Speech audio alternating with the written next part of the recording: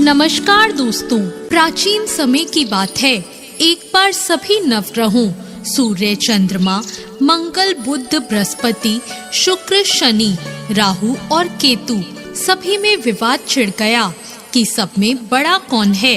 जब आपस में उनका निर्णय नहीं हो पाया तो वो सभी देवराज इंद्र के पास पहुँचे। इंद्रदेव इस सब को देखकर घबरा गए और इस निर्णय को देने में उन्होंने असमर्थता जताई।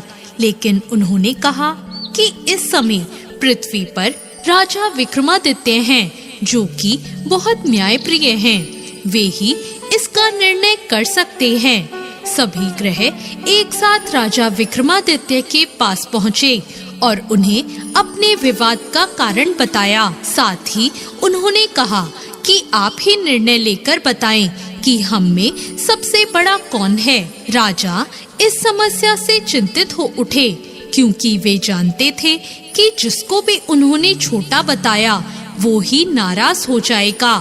तब राजा को एक उपाय सूझा और उन्होंने स्वर्ण, रजत, कांस्य, पीतल, सीसा, रांगा, जस्ता, अभ्रक और लोहा इन सभी से 9 सिंहासन बनवाए और उन्हें इसी क्रम में रख दिया। फिर उन्होंने सबसे निवेदन किया कि आप सभी अपने सिंहासन को ग्रहण करें। जो अंत में सिंहासन पर बैठेगा वो ही सबसे छोटा होगा। और इसके अनुसार लोहे का सिंहासन बाद में होने के कारण शनिदेव सबसे बाद में बैठे और वो ही सबसे छोटे कहलाए। और शनिदेव ने सोचा कि राजा ने ये जानबूझकर किया है। उन्होंने नाराज होकर राजा से कहा, राजा, तू मुझे नहीं जानता।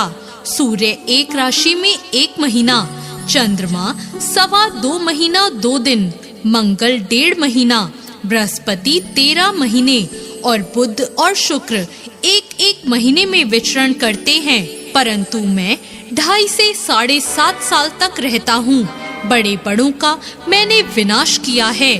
श्री राम की 7.5 आने पर उन्हें वनवास हो गया और रावण की 7.5 आने पर उसकी लंका को बंदरों की सेना से परास्त होना पड़ा। और अब तुम भी मुझसे सावधान रहना। ऐसा कहकर नाराज हुए शनिदेव वहाँ से चले गए।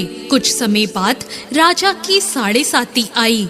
तब शनिदेव घोड़े के सौदागर बनकर उसके राज पे पहुँचे। उनके पास कई बढ़िया घोड़े थे। राजा ने जब ये समाचार सुना तो उसने अपने अश्वपाल को अच्छे घोड़े खरीदने की आज्ञा दी। राजा के अश्वपाल ने कई अच्छे घोड़े खरीदे और एक सर्वोत्तम घोड़े को राजा की सवारी के लिए रख दिया। और जैसे ही राजा उस घोड़े पर बैठा, वो घोड़ा सरपट वन की ओर भाग पड़ा। वन में पहुंचकर वो अंतर्ध्यान हो गया और राजा भूखा प्यासा भटकता रहा। और तब एक ग्वाले ने राजा को पानी पिलाया। राजा ने प्रसन्न होकर उसे अपनी अंगूठी दे दी और अंगूठी को देकर राजा नगर की ओर चल पड़ा। वहाँ उसने अपना नाम उज्जैन का एक निवासी बताया। वहाँ एक सेठ की दुकान पर जाकर राजा ने पानी पिया और कुछ आराम भी किया। और भाग्यवश उस दिन सेठ की बहुत बिक्री हुई। सेठ ने उसे बहुत भाग्यशाली समझा और उसे खाना खिलाने अपने साथ घर ले आया। जब राजा सेठ के यहाँ एक कमरे में बैठा था तो उसने देखा खूंटी पर एक हार टंगा है और उस हार को खूंटी निगल रही है।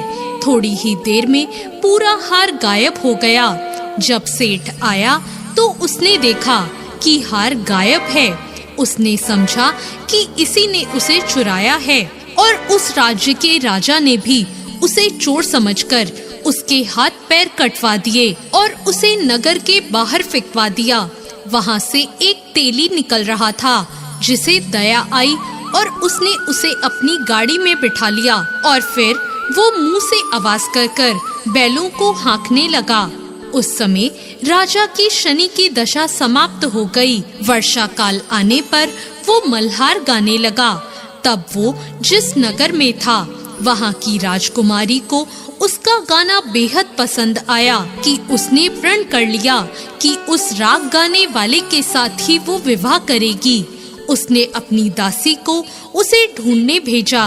दासी ने बताया कि वो एक ऐसा आदमी है जिसके हाथ पैर नहीं है, परंतु राजकुमारी नहीं मानी। जब राजकुमारी नहीं मानी तो राजा ने तेली को बुलवाया और उसे विवाह की तैयारी करने को कहा और फिर उसका विवाह राजकुमारी से हो गया।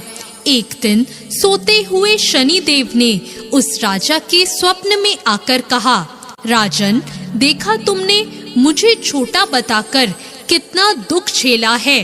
तब राजा ने उनसे क्षमा मांगी और प्रार्थना की कि हे शनिदेव, जैसा दुख मुझे दिया ऐसा किसी और को मत देना। शनिदेव मान गए और शनिदेव ने कहा, जो मेरी कथा और व्रत कहेगा उसे मेरी दशा में कोई भी दुख नहीं होगा, और जो नित्य ही मेरा ध्यान करेगा और चींटियों को आटा डालेगा उसके सारे मनोरथ पूरे हो जाएंगे। साथ ही शनिदेव ने प्रसन्न होकर राजा को हाथ पैर वापस दे दिए। प्रातःकाल आँख खुलने पर राजकुमारी ने देखा तो वो हैरान रह गई। तब उस राजा ने अपनी रानी को बताया कि वो उज्जैन के राजा विक्रमादित्य हैं। यह सुनकर सभी बहुत खुश हुए। सेठ ने जब ये सब सुना तो वो राजा से क्षमा मांगने लगा। राजा ने कहा, कोई बात नहीं, ये सब शनिदेव का कोप था, इसमें किसी का कोई दोष नहीं है। सेठ ने फिर भी निवेदन किया कि मुझे शांति तभी मिलेगी जब आप मेरे घर चलकर भोजन करेंगे। सेठ ने अपने घर तरह तरह के व्यंजनों से राजा का सत्कार किया। साथ ही सबने देखा जो खूंटी उस दिन हार निगल गई थी, अब वो उसी हार को उगल रही थी। सेठ ने अनेक मोहरे देकर राजा का धन्यवाद किया और सेठ ने राजा से कहा कि वो उसकी कन्या से भी विवाह कर ले। राजा ने इसे स्वीकार कर लिया और कुछ समय बाद राजा अपनी दोनों रानियों के साथ उज्जैन नगरी को चल दिए। उज्जैन की सीमा पर ही उनका खूब स्वागत हुआ।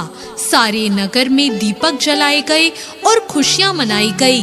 राजा ने घोषणा की कि मैंने शनिदेव को सबसे छोटा बताया था, जबकि असल में वो ही सर्वोपरि हैं। तब से सारे राज्य में शनिदेव की पूजा और कथा नियमित तौर से होने लगी और सारी प्रजा बहुत खुशी और आनंद के साथ अपना जीवन बिताने लगी। जो कोई शनिदेव की इस कथा को सुनता या पढ़ता है उसके सारे दुख दूर